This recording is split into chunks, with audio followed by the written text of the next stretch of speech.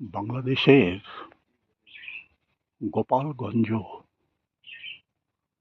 আজকে কি অপরূপ ভাবে সজ্জিত হয়ে গেছে। যখন আমাদের পূর্বপুরুষ বাংলাদেশের গোপালগঞ্জ থেকে এপার বাংলায় চলে আসে, তখন বিস্তীর্ণ এলাকা জুড়ে কেবলই একটা শূন্যতা, খোলা গ্রাম, সব কিছু ছড়িয়ে ছিটিয়ে ছিল।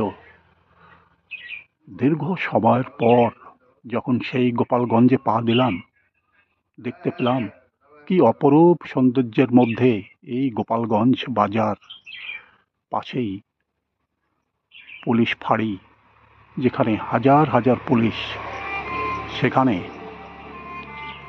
তারা তাদের কর্তব্য করে চলেছে। এবং ডান দিকের যে অপরূপ সৌন্দর্যমণ্ডিত বাজার, সেখানে ধীরে ধীরে যাত্রা করেছিলাম একটা হোটেলে।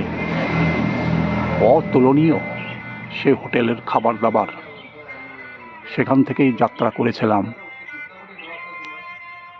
তিলছড়া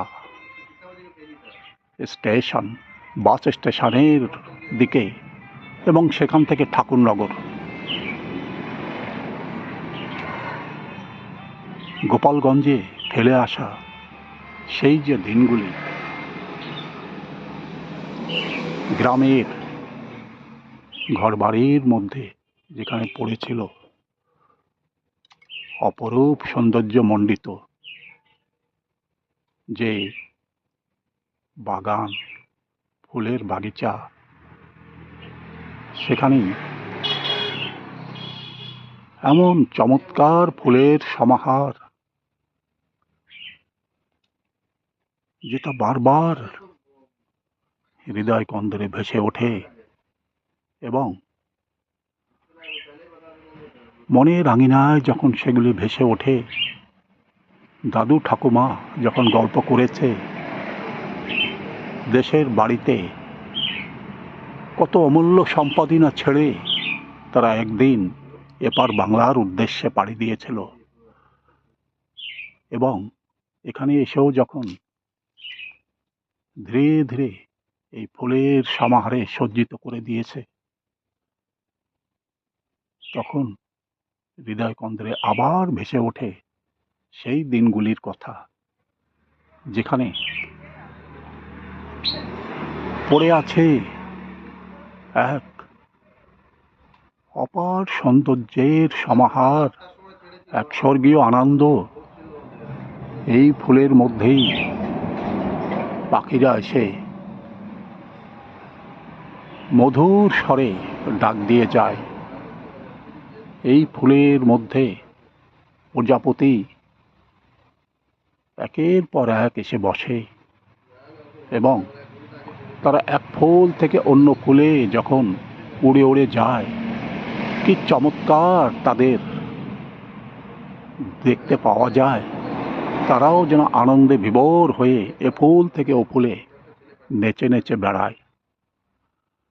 তাদের এমন অপরূপ সৌন্দর্য দেখে তারাও যেন বিভোর হয়ে যায়। তারা ভাবতে থাকে যে এমন অপরূপ সৌন্দর্য পৃথিবীর মধ্যে কোথায় সাজিয়ে রেখেছে, সেখানেই বারবার ছুটে যায়।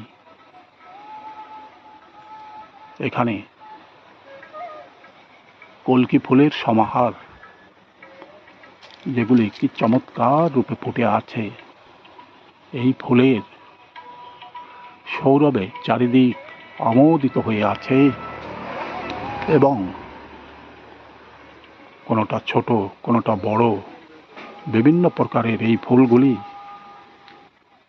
বিভিন্নভাবে সজ্জিত হয়ে আছে।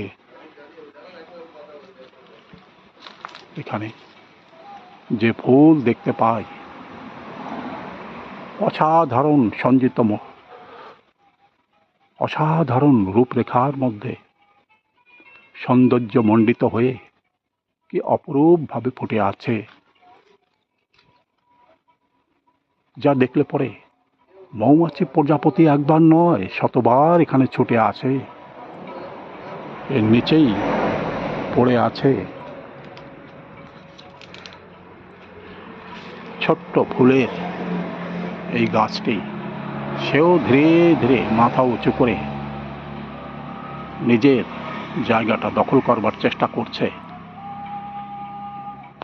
এবং ফুলের সমাহারের মধ্যে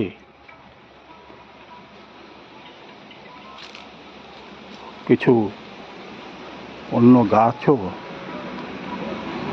এর মধ্যে দেখতে পাওয়া যায়। যে গাছটা সামনে এখানে রয়েছে পাথরকুচি গাছ নামেই পরিচিত। দেশের মা ঠাকুমাদের মুখে শোনা এই গাছ তাদের দেশ বাড়িতেও নাকি প্রচুর পরিমাণে তারা উৎপন্ন করত এবং বিভিন্ন রোগ ব্যাধিতে এই গাছের পাতা ব্যবহার করত এবং বিভিন্ন প্রকার রোগ ব্যাধিও নিরাময়ে সাহায্য করত। এই ফুল প্রকৃতির বুকে এমন চমৎকারভাবে ফুটে আছে যে মনে হয় বাতাসের মধ্যে ঘুরে ঘুরে কোনো পরী এই ফুলের সৌন্দর্য উপভোগ করছে এবং অদৃশ্যভাবে এই ফুলের বাগানে এসে সেও যেন নেচে নেচে এদিক থেকে ওদিকে উড়ে উড়ে বেড়াচ্ছে, যা দৃষ্টিগোচর হচ্ছে না, কিন্তু অনুভবের মাধ্যমে সেটা মনে হয় যে কোনো পরী এখানে এসে তার পাখা দুটি মেলে এই ফুলের মাঝেই ঘোরাফেরা করছে এবং সেও যেন আনন্দে অধীর হয়ে যাচ্ছে। বছরের সব সময়ই এই ফুলগুলি একইভাবে ফুটে থাকে, এর কোনো শেষ নেই। গ্রীষ্ম, বর্ষা, শরৎ, হেমন্ত, শীত, বসন্ত, কোনো ঋতুতেই এ মিলান হয়ে যায় না। সবসময় পরিস্ফুটিত হয়ে প্রকৃতির বুকে একটা আমোদিত সৌরভ ছড়িয়ে দিয়ে যায়, যা অধীর হয়ে মৌমাছি প্রজাপতি বছরে সারা বছরই এখানে ছুটে ছুটে আসে এই ফুলের সৌরভ, ফুলের মধু সংগ্রহ করতে। তারাও যেন আনন্দে অধীর হয়ে ওঠে। যেমন অপরূপ দৃশ্য, এমন অপরূপ স্বর্গীয় রাজ্য যেখানে পড়ে আছে এই পৃথিবীর সমস্ত আনন্দ। ফুল গাছতলা বসলে ঠাকুমা বারবার তার হৃদয় যেন চলে যায় সেই গোপালগঞ্জে, যেখান থেকে বহু পথ অতিক্রম করে একদিন এই আন্দামান দ্বীপপুঞ্জে এসে পৌঁছেছিল এবং আন্দামানের ছোট্ট একটা দ্বীপ এই হ্যাবলক এখানে এসে পৌঁছেছিল এবং এই ফুলের বাগানের মধ্যে বসে তাদের মন চলে যায় সেই গোপালগঞ্জের অন্তরালে। আজকে সেই অপরূপ সৌন্দর্য যেখানে ঘুরে এসে ঠাকুমার কাছে বর্ণনা করলাম, তার দু চোখ যেন ঝাপসা হয়ে উঠল। বারবার তার মনের আকুতিতে যেন সে বলতে চাইছে সে একবার তার সেই জন্মভূমিতে ফিরে যাবার জন্য এবং দু চোখ ভরে সে তার গোপালগঞ্জের সেই গ্রামটাকে দেখবার জন্য কতই না স্বজন, কতই না নিজস্ব মানুষ সেখানে হয়তো আজও পড়ে আছে। তাদের দেখার জন্য, তাদের সঙ্গে কথা বলবার জন্য অধীর আগ্রহে এই বাগিচার মধ্যে ক্ষণে ক্ষণে এসে বসেন এবং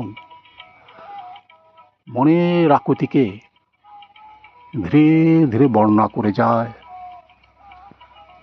এবং সেই যে ফেলে আসা নদী, গ্রাম, ঢেউ খেলানো মাঠ, ঢেউ খেলানো ধানের ক্ষেত, সব কিছুই তার চোখের সামনে যখন ভেসে ওঠে, সে তার অন্তরের ভাষা দিয়ে একের পর এক গল্পের আকারে বলতে থাকে এবং সেই মনোরম গল্পগুলি কি চমৎকারভাবে উনি বর্ণনা করেন।